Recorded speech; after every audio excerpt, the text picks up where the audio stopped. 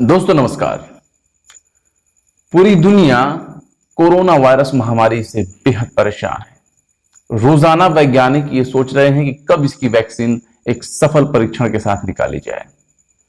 इसके साथ ही पूरी दुनिया में बहुत सी जगहों पर लॉकडाउन भी लागू है।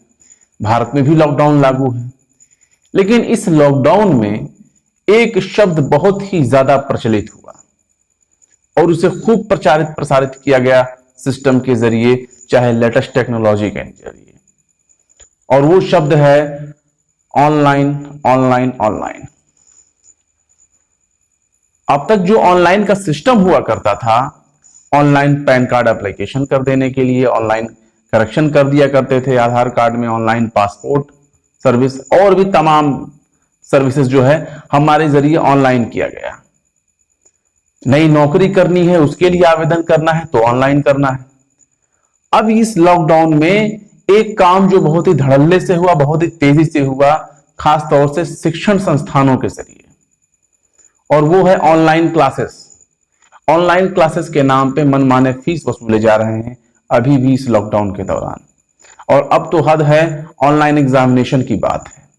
वो बात अलग है कि कोई ऑनलाइन के दायरे में आ रहा हो ना आ रहा हो, उसके पास कंप्यूटर सिस्टम है, उसके पास एंड्रॉयड सिस्टम है कि नहीं है, इंटरनेट है कि नहीं है, ये सब चीजों को ताक पर रख दिया गया ऑनलाइन का नाम पर। और अभी हाल ही में दिल्ली यूनिवर्सिटी जो है अंडर ग्रेजुएट और पोस्ट ग्रेजुएट कोर्सेज के लिए ऑनलाइन एग्जामिनेशन कराने जा रही है 10 जुलाई से।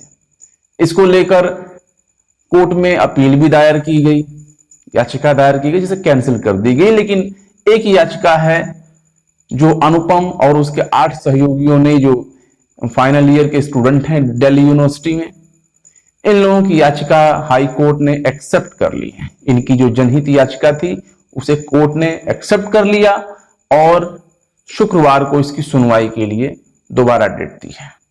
यानी अब इस पर सुनवाई होगी, स्वीकृत कर लिया, यही बहुत बड़ी बात है। कई फैक्ट हैं जो इस याचिका में दिए गए कोर्ट के सामने, और खुद दिल्ली विश्वविद्यालय के ऊपर भी कई सवाल खड़े हुए हैं इस याचिका के जरिए। अगर उन याचिका में उस फैक्ट की अगर बात की जाए तो कई चीजें निकल करके सामने आ रही हैं। हमने अनुपम से भी बात की, अनुपम ने सुनिए क्या कहा। ऑनलाइन एग्जाम में 2-3 दिक्कतें हैं। जो सबसे बड़ी दिक्कत है वो नेट कनेक्टिविटी की है। ड्यू में देश के अलग अलग हिस्सों से अलग अलग बच्चे पढ़ते हैं और सबसे बड़ी दिक्कत उनमें अलग अलग हिस्सों पे नेट कनेक्टिविटी की है, बहुत जगह पे कनेक्टिविटी नहीं है। इसके साथ साथ सबसे बड़ी बात एक और है जिसको लेके हमने अदालत में चैलेंज किया है कि एग्जाम में बच्चा ही एग्जाम दे रहा है, इसकी क्या गारंटी है? कोई दूसरा भी दे सकता है, किसी एक्सपर्ट से आंसर लिखवाए जा सकते हैं। तो सुन लिया आपने अनुपम को। अब हम बात कर लेते हैं उस याचिका की जो दायर की गई। उस याचिका में क्या क्या चीजें हैं। उस याचिका में अनुपम और उनके साथ सहयोगी जो 8 स्टूडेंट हैं अपनी याचिका में कहते हैं कि पूरे लॉकडाउन के चलते स्टूडेंट की पढ़ाई बुरी तरह प्रभावित हुई। लॉकडाउन के दौरान ऑनलाइन क्लासेस में स्टूडेंट की उपस्थिति भी बहुत कम थी। कई कोर्सेज में सिलेबस भी पूरा नहीं हुआ। ऐसे में फिलहाल ऑनलाइन एग्जाम कराना सही नहीं होना चाहिए। कैसे होगा? और दूसरी सबसे बड़ी बात है, ऑनलाइन क्लासेस पर भी सवाल उठाए गए। अब दिल्ली यूनिवर्सिटी ने भी एक अपना नोटिफिकेशन जारी किया था जो सबसे ज्यादा उससे गले की फांस बन गई, और उसमें कहा था कि ऑनलाइन जो साधन विहीन छात्र हैं, जिनके पास कोई व्यवस्था नहीं है ऑनलाइन की, उनके लिए कॉमन सुविधा केंद्र की व्यवस्था की गई। भाई जब व्यवस्था नहीं है उनके पास, वो उतने सक्षम नहीं है ऑनलाइन क्लासेस के लिए, तभी तो ये ऑनलाइन जो है सिस्टम की जगह पे ये लागू किया गया कॉमन सुविधा केंद्र।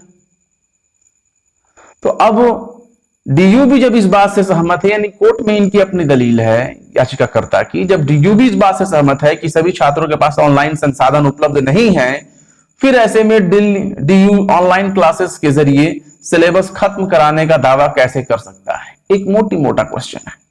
ऐसी परिस्थिति में ये परीक्षाएं महज औपचारिकता है और इससे विश्वविद्यालय के करीब 2.5 लाख स्टूडेंट के रिजल्ट पर बहुत बुरा असर पड़ेगा।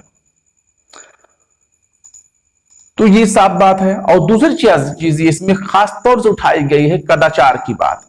ऑनलाइन जब एग्जाम हो रहे हैं, जो सिस्टम है उसके तहत जो है कैसे आप कदाचार को रोकेंगे, चीटिंग और फ्रॉड को आप कैसे रोकेंगे? क्योंकि परीक्षा में बैठने वाले स्टूडेंट से लिया जाने वाला शपथ पत्र सिर्फ एक फॉर्मेलिटी है और परीक्षा में किसी छात्र के स्थान पर उस विषय का कोई अन्य एक्सपर्ट भी उसकी परीक्षा खुद देकर उसको अनुचित लाभ पहुंचा सकता है। यानी कि उस सवाल को भी उठाया गया जो ऑनलाइन में अक्सर धोखे होते हैं। तो अब ऐसे में सबसे बड़ी बात यह है कि दिल्ली विश्वविद्यालय को कम से कम सोचना चाहिए था। छात्रों की तरफ से शिकायतें थी, कम से कम शिकायतों पर गौर करना चाहिए था कि भाई ऑनलाइन क्लासेस में क्या क्या परेशानियां होती हैं बच्चों को। क्योंकि दिल्ली विश्वविद्यालय कोई गली मोहल्ला का कोई विश्वविद्यालय नहीं है। दिल्ली विश्वविद्यालय देश का एक जाना माना विश्वविद्यालय है जहां लाखों छात्र पढ़ते हैं। कैंपस को ले लिया जाए और कैंपस को छोड़ करके अलग अलग विश्वविद्यालयों, जो अलग अलग उसके महाविद्यालय हैं, वहां की बात अगर की जाए तो एक बहुत बड़ा दायरा हो जाता है। अब चूंकि ये मामला हंसराज कॉलेज का है और हंसराज कॉलेज के ही ये छात्र हैं अनुपम, तो इन्होंने दायर किया, जिसका ये नतीजा निकलने वाला है कि शुक्रवार को होगा। एक तो ऐसे ही हमारे देश की शिक्षा पद्धति जो है वो गर्क में जा रही थी, लॉकडाउन ने एक और मौका दे दिया। अब शिक्षा पद्धति पे अगर गौर की जाए तो कई यूनिवर्सिटियां हमारे यहाँ जो है, जैसे कि जामिया यूनिवर्सिटी हो गई, जेएनयू हो गई, और भी बहुत यूनिवर्सिटियां हैं देश में जिनकी एक ग्लोबल रैंकिंग हुआ करती थी। यानी कि ये विश्व स्तर के ये विश्वविद्यालय हुआ करते थे। इनकी पढ़ाई, इनकी फैसिलिटीज, इनके तौर तरीके बहुत चीजों से अलग हुआ करती थी, जो इनका एक विश्व में मुकाम हुआ करता था। लेकिन हालिया कुछ समय में हमने देखा कि इनकी विश्व स्तरीय जो रैंकिंग है, ग्लोबल रैंकिंग, वो भी नीचे चली जा रही थी। तो ऐसे में विश्वविद्यालय को कम से कम ये सोचना चाहिए था कि हमारे यहाँ जो बच्चे पढ़ते हैं, पूरे देश से आने वाले बच्चे हैं, वो किस परिस्थिति में है, किस कंडीशन में है, उनके पास व्यवस्था है कि नहीं है, इंटरनेट है कि नहीं है। क्योंकि छात्र और संस्थान के बीच में ऑनलाइन का एक माध्यम है इंटरनेट, और इंटरनेट चलाने के लिए भी आपके पास कंप्यूटर होना चाहिए, लैपटॉप होना चाहिए, ब्रॉडबैंड होना चाहिए। आखिर ये कहां से आएगा? क्या सिर्फ दिल्ली में रह रहा छात्र दिल्ली विश्वविद्यालय का छात्र है और बाकी जो अलग अलग क्षेत्रों से लोग आते हैं वो व्यवस्था कहां से करेंगे? तो एक सीमित लोग ही सिर्फ इस चीज का फायदा उठा पाते ऑनलाइन एग्जामिनेशन का। और ये सलाम देना चाहेंगे हम अनुपम को कि कम से कम छात्रों के हित में उन्होंने एक बड़ा कदम उठाया और कोर्ट ने उनकी याचिका को एक्सेप्ट किया। अब देखना होगा कि शुक्रवार को इस सुनवाई का नतीजा क्या निकलता है। फिर मिलेंगे किसी और एपिसोड में।